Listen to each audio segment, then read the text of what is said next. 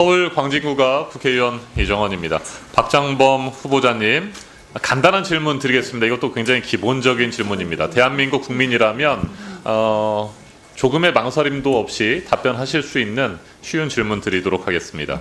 헌법과 법률은 우리가 준수해야 하는 것이 맞죠? 네, 맞습니다. 네. 헌법과 법률을 우리 입맛에 맞게 선택적으로 준수해서는 안 되겠죠? 네, 그렇죠. 나에게 유리한 것은 준수하고 내 권한을 축소하거나 나에게 불리하다고 생각되는 법률이나 규정에 대해서는 거부해서는 될까요, 안 될까요? 어느 경우에도 법은 존중받아야 됩니다. 존중받아야 되는 거죠. 네, 앞서 존경하는 이웅기 의원님께서 질문하신 내용 중에도 있었습니다. 편성규약과 관련된 이야기를 좀 드려보도록 하겠습니다. 편성규약이 대한민국의 대표 공영방송 KBS에는 어떤 의미입니까?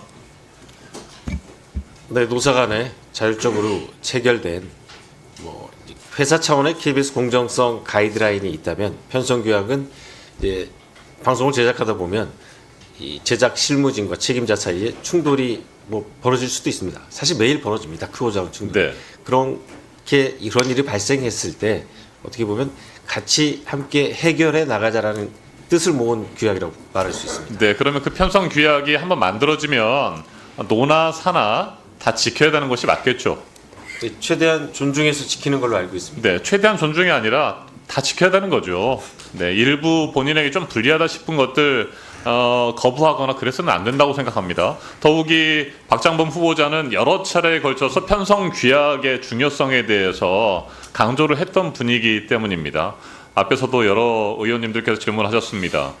지난해 7월 2일 윤석열 정부 보훈정책을 묻다라고 하는 의료 진단 라이브의 클로징 멘트와 관련해서 논란이 좀 있었을 때 글을 올리셨고, 이 글에서도 편성규약은 실무자 의견 청취를 의무하고 있습니다. 아니 이것은 편성규약 이전에 제작 실무자와 간부 사이의 기본적인 예의이자 행동 규범입니다라고 편성규약을 지킬 필요성에 대해서 강조를 하셨습니다. 그러면 편성규약은 당연히 지켜야 되는 겁니다. 자, 그런데 편성규약에 명백하게 규정되어 있는 주요 국장의 임명 동의제를 지금 지킬 생각입니까? 아니면 제대로 근거도 제시하지 못하고 있는 법원의 가처분 결정에 의존하면서 임명 동의제를 여전히 지키지 않겠다. 박민 사장 체제와 마찬가지로 무시하겠다라고 하는 겁니까? 명확하게 말씀을 좀 해주세요. 편성규약은 발전합니다. 네. 임명동의제 저희가 시행을 했었습니다. 문제점이 발생했습니다. 그래서 규약보다 상위인 법에 자문을 법에 물어본 걸로 알고 있습니다. 현 어떤 박민 사장이. 법에 문제가 있다고 나왔습니까? 방송법에 있습니까?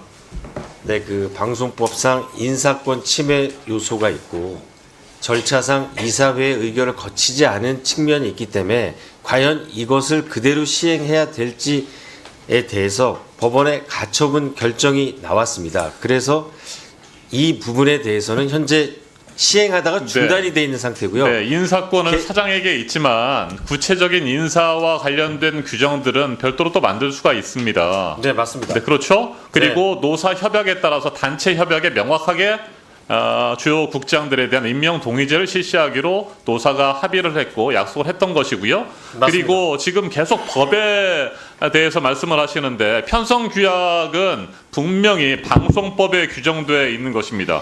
방송법에 편성규약을 반드시 만들도록 되어 있죠. 방송법 4조 취재 및 제작 종사자의 의견을 들어 방송 편성규약을 제정하고 이를 공표하여야 한다. 당신들 마음대로 하려면 하고 안 해도 좋다라는 것이 아니고 명확하게 해야 되는 겁니다. 공사의 직원은 정관으로 정하는 바에 따라 사장이 임명한다라고 하는 부분도 52조 방송법에 나와 있습니다. 자, 그런데 이 방송 편성규약을 제정하지 아니하거나 공표하지 아니한 자에 대해서는 1년 이하의 징역 또는 3천만 원 이하의 벌금에 처한다. 106조 벌칙 조항도 있습니다. 그래서 편성규약이 정해지면 반드시 따라야 되는 겁니다. 편성규약 안에 현재 살아있죠. 임명동의제가. 그런데 사장의 생각과 다르다.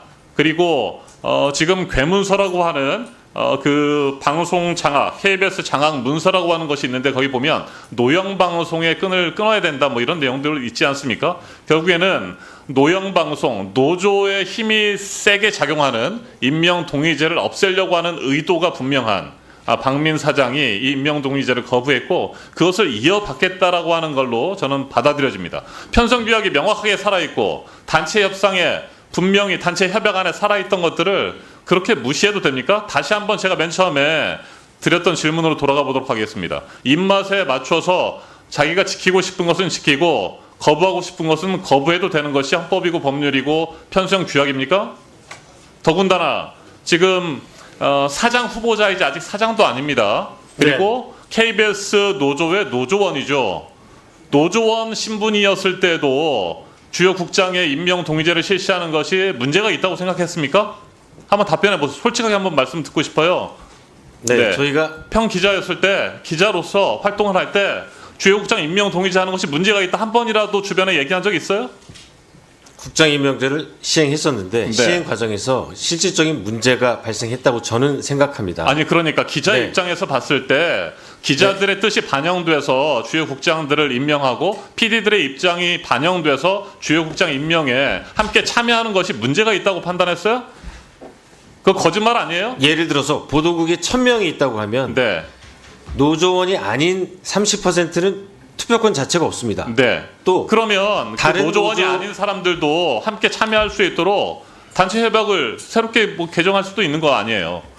그럼에도 불구하고 지금 본인은 기자 있을 때는 제가 분명히 생각해 봤을 때 이건 뭐 찬성했을 거라고 보는 것을 사장 후보자가 되니까 본인의 인사권이 제약되는 거에 대해서 못마땅한 겁니다. 그리고 박민 사장 시즌2라고 말씀드렸던 것처럼 이 임명동의제를 없애버리고 싶은 거죠. 잠깐만 시간 멈춰주시고요. 박상현 본부장님 앞으로 나와주십시오. 1분 더 드리세요. 네.